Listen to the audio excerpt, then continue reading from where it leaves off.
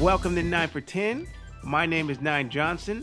This is my podcast where I take client questions around performance anxiety, relationships, personal achievement, and self-love, and I break them down for 10 minutes to share a unique perspective gained from my 30-year obsession with radical self-exploration and spirituality. Okay, 9 for 10, episode 4. We about to have some fun. Let's go. Next question. How do I live with confidence and purpose? I chose this question because this is how my journey toward mindful self-awareness began. After reading the book called The Purpose-Driven Life, this book was the major influence that motivated me to stop judging myself based off of outdated Christian values and social expectations. As if God or society was hovering over me, condemning me for every sinful or inaccurate thought, or every failed attempt to fit into popular culture. It gave me permission to know and be myself, which inevitably grew into a deep love and appreciation for myself and everything that life is and has to offer. When most people think about living a purposeful life, they'd assume all you'd really have to do is have a purpose. But in my mind, not so much. To live confidently with purpose, we must know ourselves. And based on an intimate familiarity with what we know about ourselves, create a mindful structure prioritizing our intentions over choices that don't honor our highest good. This is honoring what we confidently know and appreciate about ourselves. Our intentions, goals, health, passions, values, everything. Basically, to live confidently in our purpose, we want to radically honor ourselves in all areas that support our basic human needs and personal growth in all areas of life. And this is also called self-love. Some might consider this to sound selfish, but I have to disagree because the better we take care of ourselves, the more we're able to support and care for others. We essentially love, care for, and accept others the way we love, care for, and accept ourselves. So in creating for ourselves a mindful self-awareness and structure to prioritize our choices around, it creates direction, purpose, values, and the ability to make intentional, informed decisions in our life. We're more able to be self-directed, self-started, and build enthusiasm for just being ourselves and living our lives. Truth be told, this is what self-love looks like. The reason most people lack self-respect and have low self-esteem is because they have little to no self-reflective knowledge to appreciate. If you don't think about yourself, if you don't reflect with your experiences, in a sense, you don't really have a self-image to relate to. One of my biggest revelations was around the idea of knowing who I am. After spending years busting my brain over this question, I finally had an epiphany. The reason it's so hard to figure out who I am is because I'm always changing from experience to experience. Change is a constant. It's the single most reliable principle of life. It doesn't matter what we do and how much we're attached to the way things are, change is inevitable. And when I learn a new idea, that new idea changes my beliefs. If my beliefs change, so does my personality.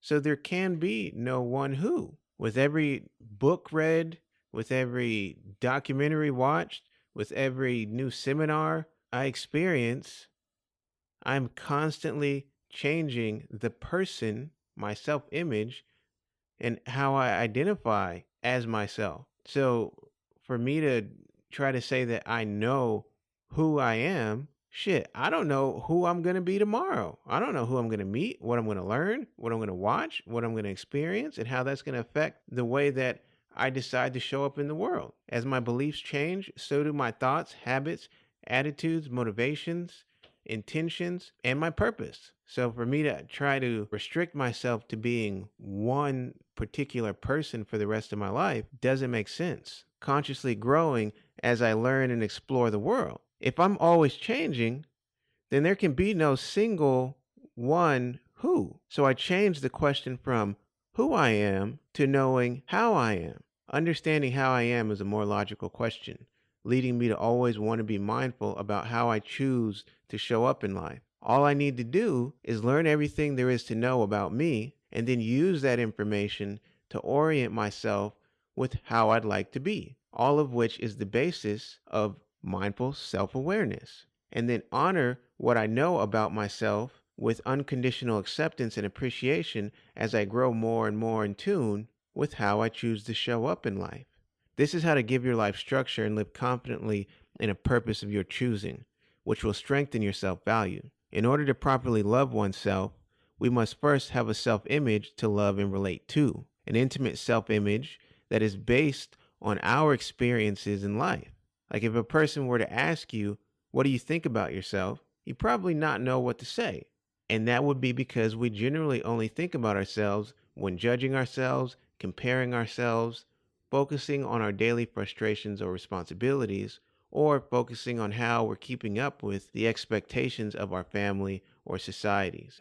If someone were to ask me what I thought about myself, I would say I'm enjoying the life I'm creating as me. Once I started living for myself and I learned to love and develop my self worth, life got hella fun.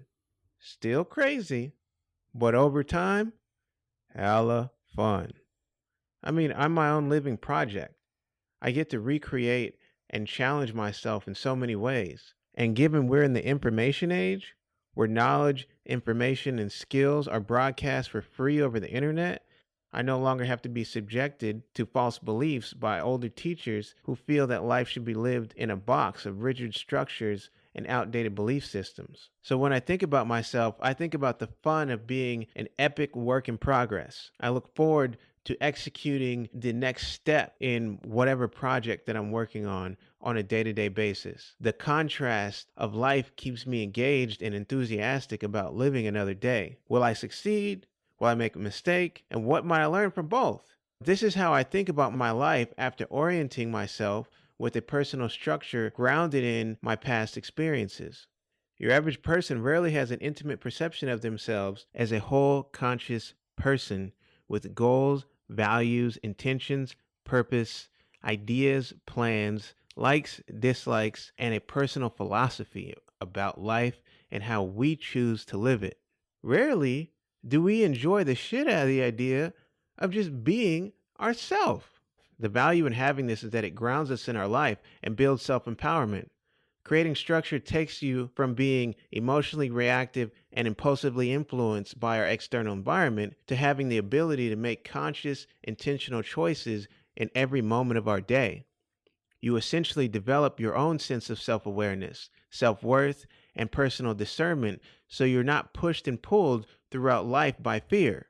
It's so much easier to say no to things that don't support your highest well-being when you know what things actually do honor your priorities. It's much easier to support your highest well-being when you know what you want out of your life. It's so much easier to influence your own self-growth when you know where all of your habits and insecurities came from. It's much easier to know what you want out of life when you start developing an intimate familiarity with your past, your present, and the future you intend to create. When you start living your life with intentions already set, grounded in a structured understanding of your life experience, you give your day-to-day experience purpose. Your purpose becomes valuing, respecting, and appreciating who you are now in relationship to everything that you've been through. And every choice is an opportunity to honor that purpose, to honor your growth, and to honor how you choose to show up in the world. When you develop an intimate relationship with all that you have become, you develop a fond acceptance and appreciation for you. In other words, self-love. At the end of your life journey, the only person you have left when your eyes are closed is you. So it only makes sense to become your greatest supporter, your biggest fan, your coach, and historian.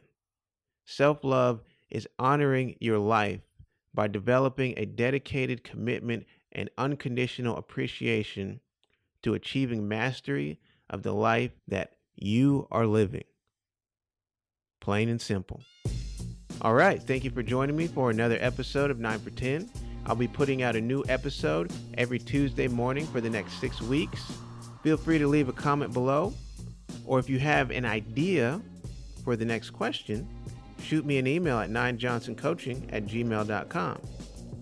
I'd like to give a special shout out to my producer, Alejandro Wilkins, and my music producer, Amaze88.